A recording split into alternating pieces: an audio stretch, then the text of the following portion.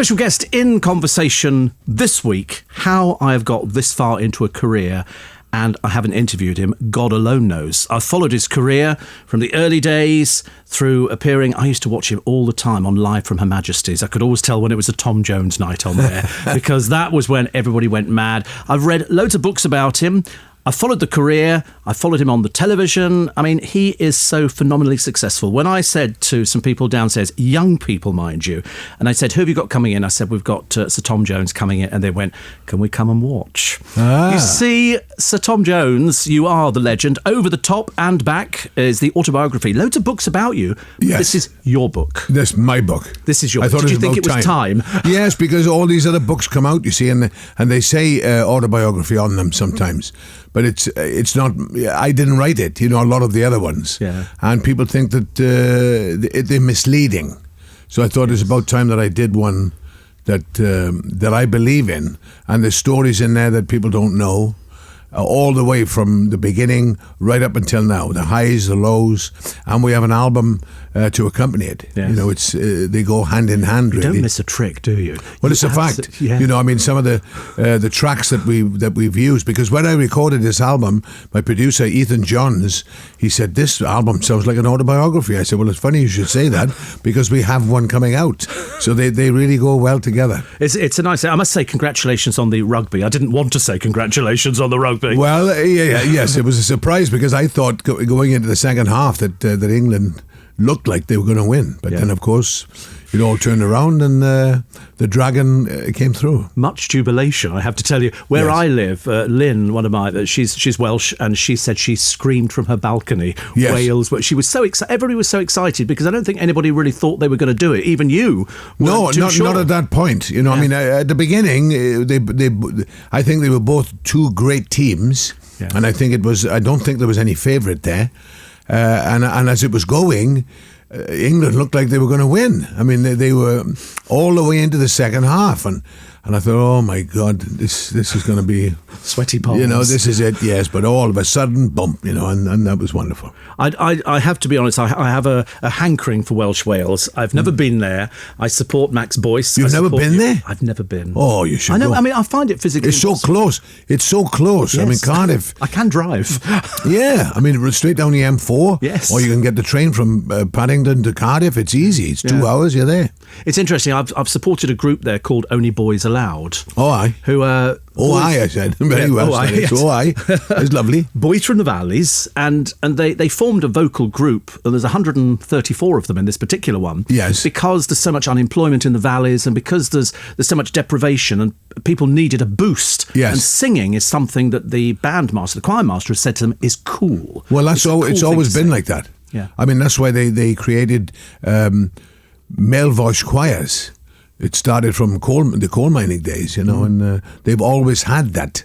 There's always been a big male voice choirs, especially. I mean, there are female voice choirs as well. Yes, but Treorchy is very famous. Yeah, Treorchy male voice choir. So a lot of those coal miners, you know, that was something that they enjoyed doing after doing a shift. They would come and sing. So singing has always been very big in Wales. Yeah, they always. I remember getting off the train at Paddington once, and a male voice choir had just got off the train as well, and they sang, and because of the acoustics, yes, blew everybody away. It was just something about it. So you were singing from a very early age. Yep. Very early age. Very early. As far back as I can remember. My mother says that I could sing before I could walk. I used to crawl around the kitchen singing. What did you sing? Do you remember? Songs that were on the radio, apparently. I was picking them up very, very early.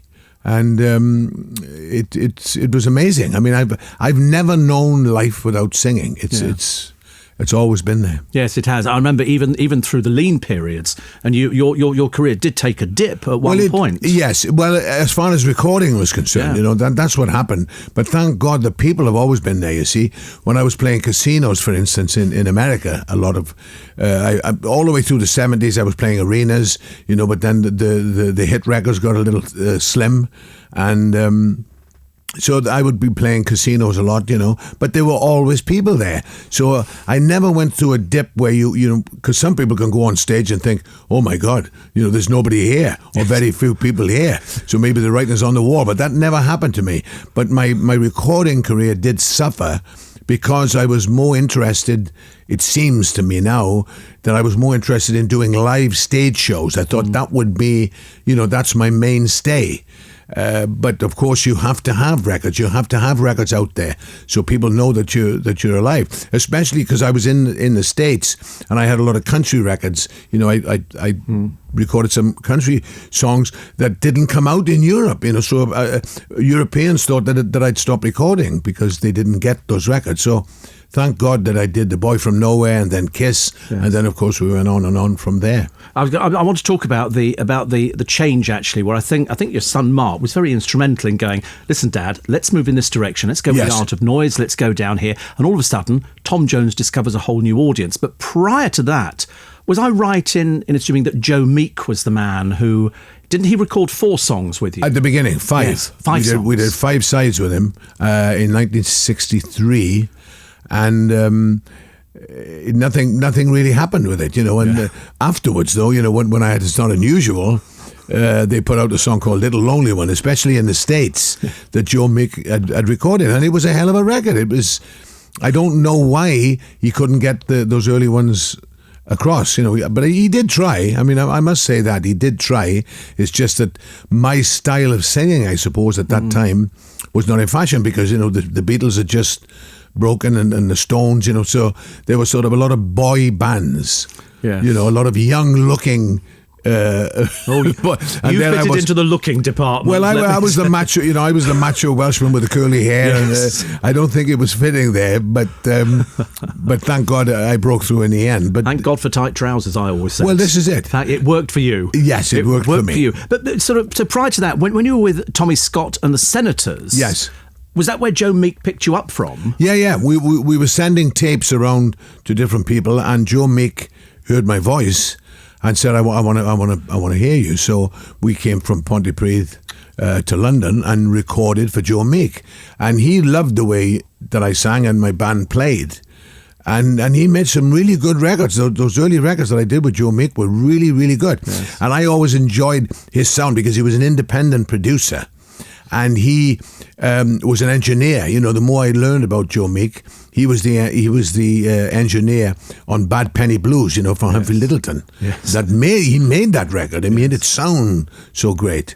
And Sonny Terry and Brownie McGee, he did an album of theirs when he was. Before he was an independent producer, when he was the engineer, he engineered a lot of. In his bathroom, somebody said. Yeah, well, you sometimes you'd have to stand in the bathroom, because there wasn't enough room. It was just a flat, that he had one floor up. That was it. Yeah, the front room was a recording studio. You would record in the front room, and his where he was, all his stuff was in the control room was in the back room. So sometimes the singer would have to get in the toilet in order to sing because there was no room there. That gave it a very distinctive sound. I thought that was the sound. It could have been. Maybe that's what it was. It was acoustics. Yeah, but I mean the big record that he had was Telstar. Yes. And I don't know where that was recorded, but that sounded like eerie. He used to get a hell of a sound, Joe Meek. But that was the thing in those days. I mean, all you wanted to do was sing. So you're a young man. You're 17, 18? No, I was in my early 20s. Early 20s by this time. Mm-hmm. So all you want to do is sing. Was this a career at that moment, or was it just something to do? No, I always wanted to be a professional singer. When I was a kid, I thought if I could become a professional singer and concentrate just on that and don't have to do any other job of work in order to survive, which I had to do. I had many jobs in the daytime, but I was always singing at night, and I wanted to make that my career. How far it would take me, I didn't know. But as long as I was a professional, that's what I wanted to do. By that time, you were a father, of course. So I could support. You were a father at what, 16? Yeah. Almost 17. You did start. Yeah, my son Mark was born in 1957. He was born in April, and I was 17 in June. Wow. So, not quite 17. So you only ever had one child? Yeah. It was a case of I was waiting for a whole family, so that you'd be like the Von Trapps. That's right. I think my wife had a problem after that. Right. So she we just didn't have any. But Mark is enough. Believe me. Yeah, I believe so. I believe so. Yes. But I think he's been actually really good for your career. It's an unusual thing to have father and son get on so well. Over the years, I've seen you arriving at airports and leaving, and you seem to have a bond. Yes. Well, he was my personal assistant for a long time, but he was always very interested in what I was doing. And Gordon Mills was my manager then, but Mark was always there. He was very instrumental in what I was doing. Why don't you do that? Why are you doing this? So he was very concerned. So when Gordon died, I said to Mark, why don't you do it? Because you know more about me than anybody. Yeah. And since Mark and Donna, his wife, have taken over, that's when the Resurgence came. Yes. Because they put new blood into it. They gave you new blood as well. It was exactly you picking the right things. Yes. Because Mark was really getting fed up with seeing me play these supper clubs and things, in the States, and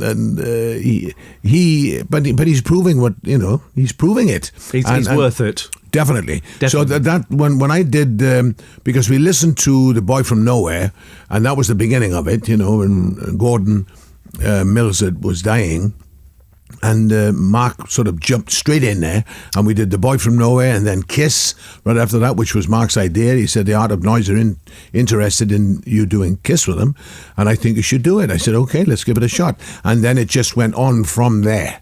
Just got bigger and better, and it's Mark and Donna picking the right venues and making sure that I don't do anything stupid. Did they change your clothes as well? Well, made me aware, because I think I was like I dressed a certain way in the 70s, and it was like Saturday Night Fever, and I couldn't let it go for a long time until I took a long look at myself and thought, well, maybe they are right, which they are, to sort of not to be silly, not to be... because you can become a bit of a joke. Yes. Like with Elvis Presley, God bless him.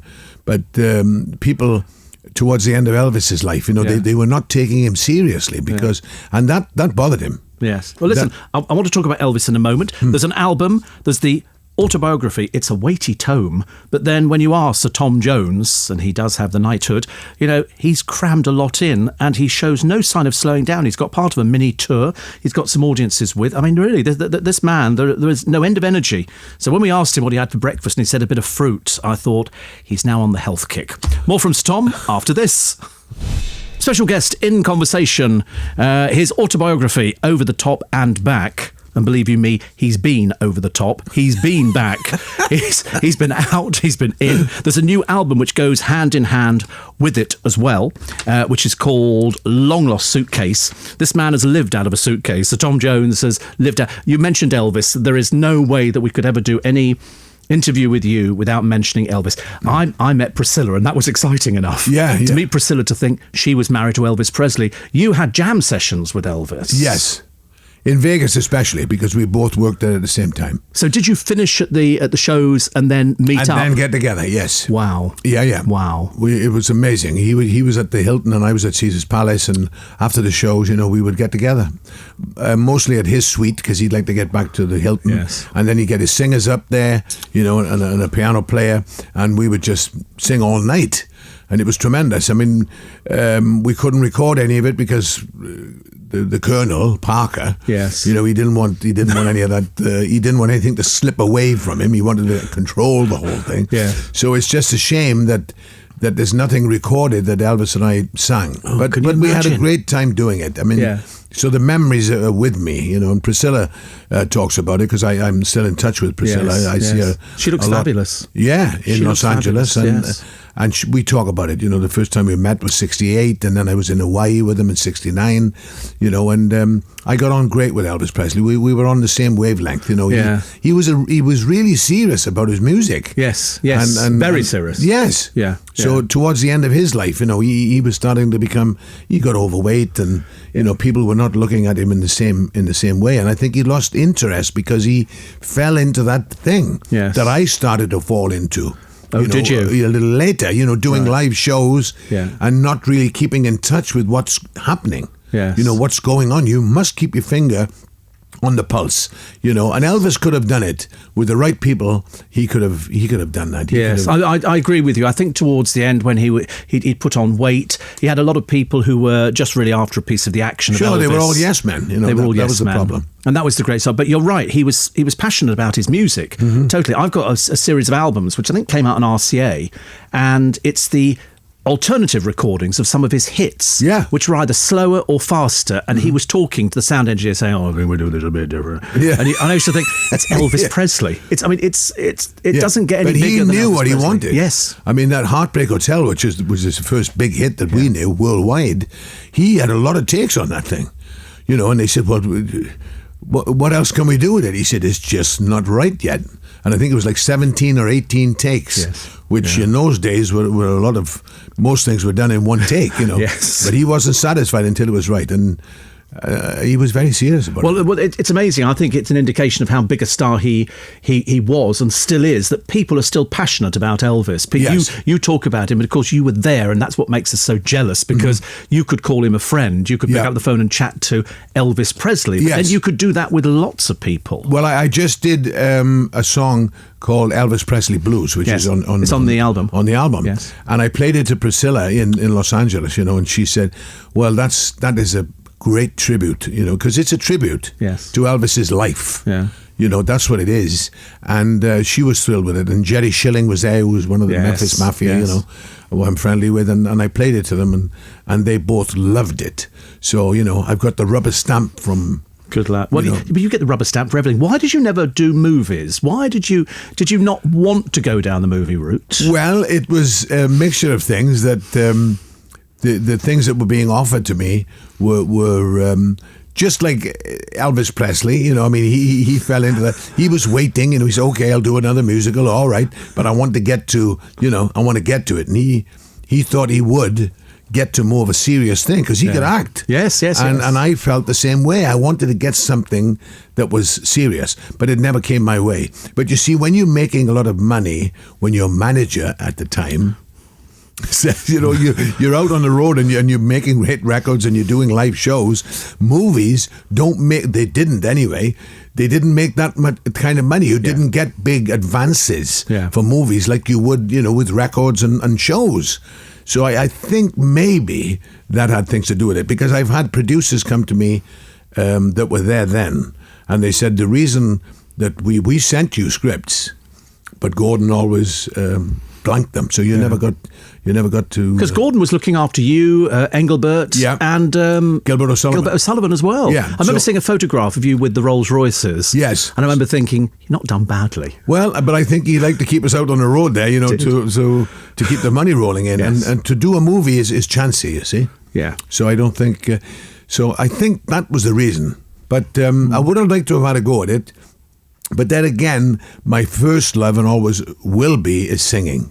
Yeah. So, you know, the movie part, if it had happened, then fine, you know, it could still happen again. I did a thing called King of the Teds for Sky Arts, you know, and I liked that. You know, I got into that. But you see, but anyway. The nice thing about you is that, you know, considering everything you've been through in your life, the hard work, and don't let anybody ever tell you, ladies and gentlemen, that what Sir Tom Jones does is easy. It's hard work out there to get out there and entertain people and keep them coming back week after month after year after year. It's a very special gift you have to be able to do that. Yeah, well, you've got to love it. You see, you've got to love what you do. Yeah. You can't do it. I mean, I've talked to other singers sometimes, and they go, "Oh, I've got an album out now, and I've got to go and promote it." Yeah. Well, that's the best part for me. Yes. You know, let's get an album done so I can sing it live on stage. Yeah. You know, so I can go and promote it, you know, and get into radio stations and talk about it and present it for the people out there. Because if you don't get the product out to the people, you know, then you're not getting anywhere with it. But you've never lost that. You've always been a people person. Exactly. You haven't lost that. I've seen other artists who've lost it along the way, surround themselves with a huge entourage, and you think you can't quite get... I mean, Sinatra had a huge entourage that went with him, as you know. Yeah. But you've always kept very grounded.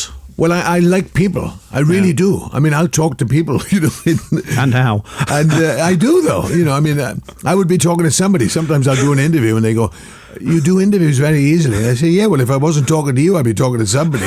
I'd be in a pub somewhere talking to somebody." I like people. Yeah. And I'm very proud of what I've done in my life. Yes. And I love talking about records. If somebody wants to know about a record that I've recorded, I'll give them the information. Yeah. And that could be at a bar in a pub.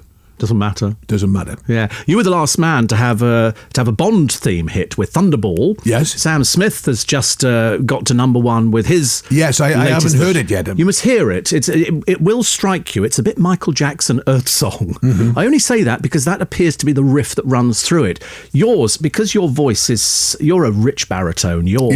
But you seem to be able to cover everything: gospel, country, R&B, soul. Mm-hmm. Is there anything you can't sing or that doesn't sit with your voice? Not really. I mean, if opera, of course, is another thing. Yeah. If you're going to be an opera singer, you have to train for it. Get a big barrel chest. You have to. But then again, I went for some lessons when I was young in Wales, and this soprano, this lady that was giving me some advice on singing, she said, "You have projection already. You sing correctly, but I can help you breathe. I can give you some tips on how to use your voice." But she said, you have a voice, you should be an opera singer. And she said, "You're a baritone at the moment, but I could stretch you to a tenor." Because apparently Caruso was a baritone. Yes. That was, he stretched his voice up to a tenor. So you could do that. It can be done. And Bryn Terville, or Bryn Terville.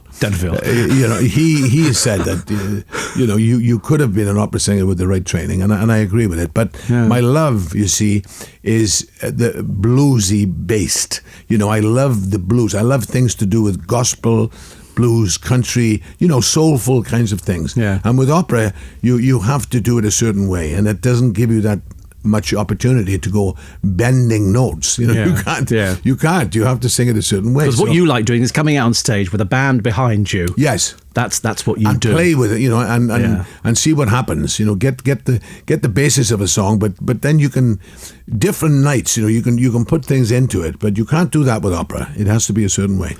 Listen, we've only just touched the surface of Sir Tom's career. If you want to know everything, and I mean everything, he talks about it in the autobiography, which is called Over the Top and Back, and the album Long Lost Suitcase accompanies it.